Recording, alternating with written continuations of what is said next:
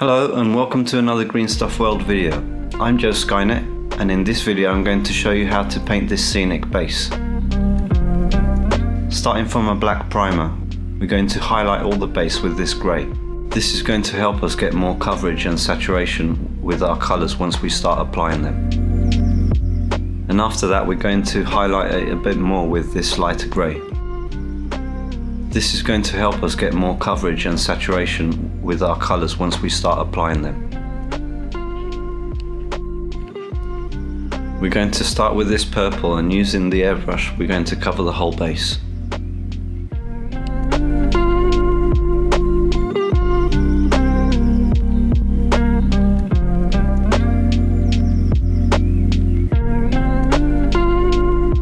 And now using this grey we're going to bring out all the details with a dry brush.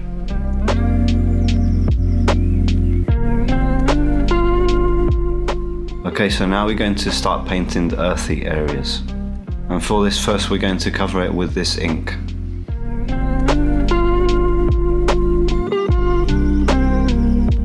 Okay, so once that's dry we're going to start highlighting the ground areas with this brown.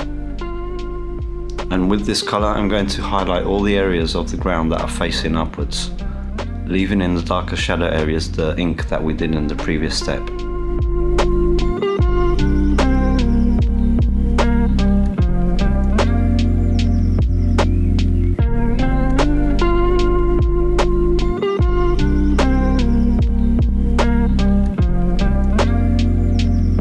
And once we've highlighted all the earth area, we carry on highlighting with this slightly lighter brown.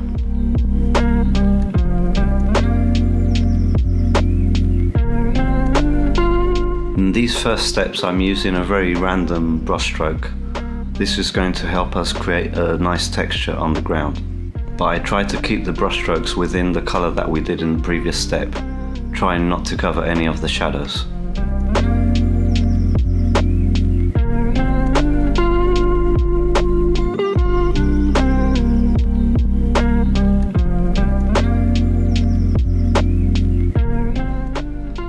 And now we move on to a lighter brown to carry on highlighting. And same as before, I try to keep the brush strokes within the area that we painted in the previous step, without covering these completely.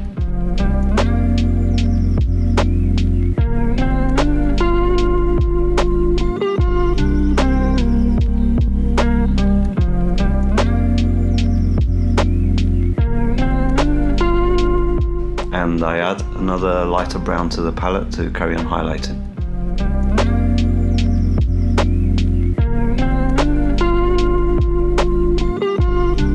Now I start painting the tie with this dark grey, and I give the whole tie a base coat with it.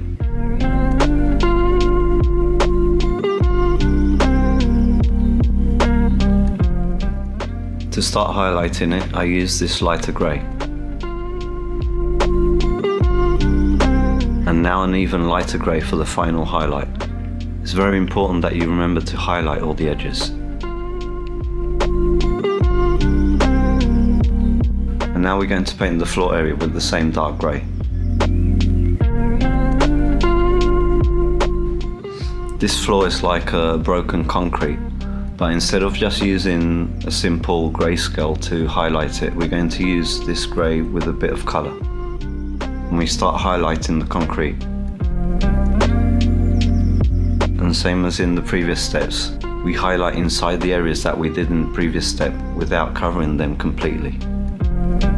And now to carry on highlighting, we're going to add a bit of the light grey into the blue grey.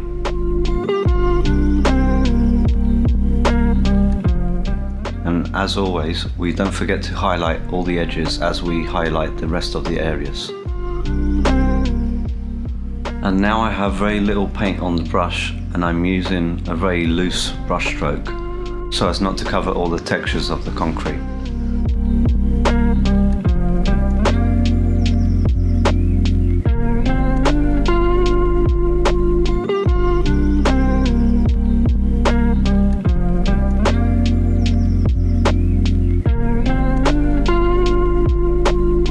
Now I'm going to add another highlight to the earth area. mixing a bit of that light grey into the light brown that we used for the last light.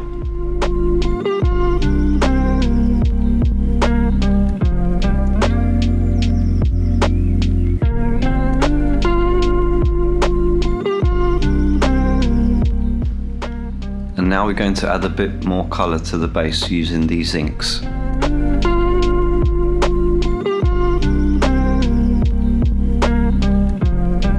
First we're going to apply it in certain areas, and then with the clean brush we're going to feather it out so it blends into the base. This step is really up to your own taste, so you can use any colours you prefer. But when doing these types of bases, it's always nice to add some random colours to it to make it look more natural.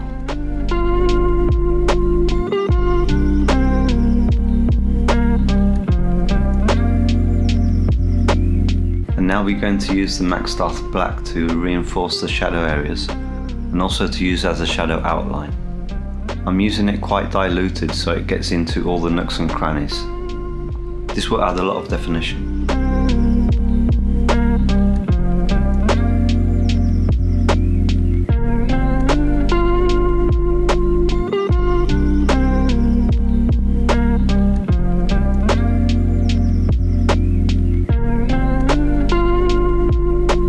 Okay, and this is what it looks like after we finish with the paint, but we're going to give it a few extra touches to make it even cooler.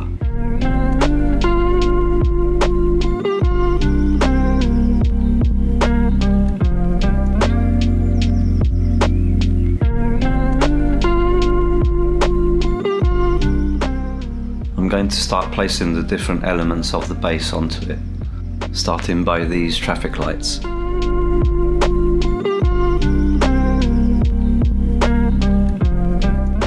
And our friendly neighbourhood superhero Spider-Man. If you want to see how I painted this Spider-Man, go and check GreenStuffWorld's Instagram page and find the step-by-step I did. Now once he's in place, we're going to try and make a spider web effect coming out from his wrist and sticking onto the traffic light. For this I'm just going to use this simple Teflon tape, and I'm going to roll a piece up and cover it with UV resin so it maintains the shape.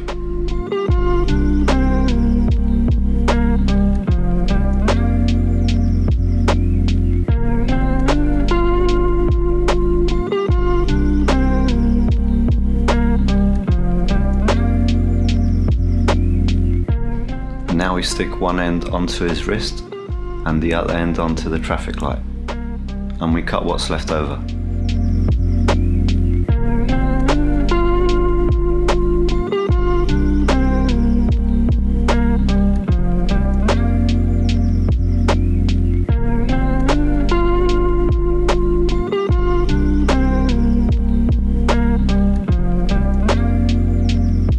Now with the piece that was left over, we're going to cut it up into smaller parts and add it to the web.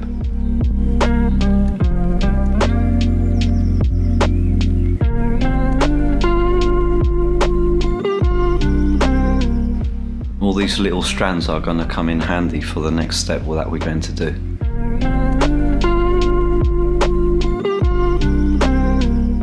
We're going to increase the spider web effect even more with the spider serum from GreenStuffWorld. This product is really easy to use and it creates an excellent convincing effect. You have to use it in the airbrush with the air pressure very low, around 1 or 1.5 bars, and with a few passes of the airbrush we get an amazing effect. And as you can see, the result is very convincing.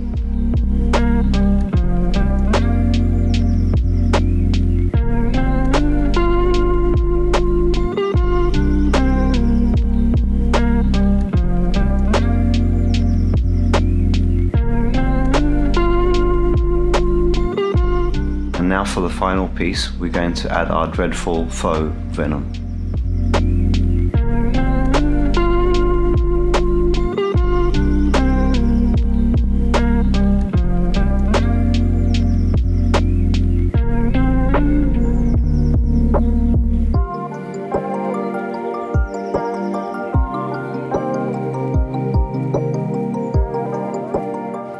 As you can see, the result of the base is very cool, and I think that it integrates well with our characters.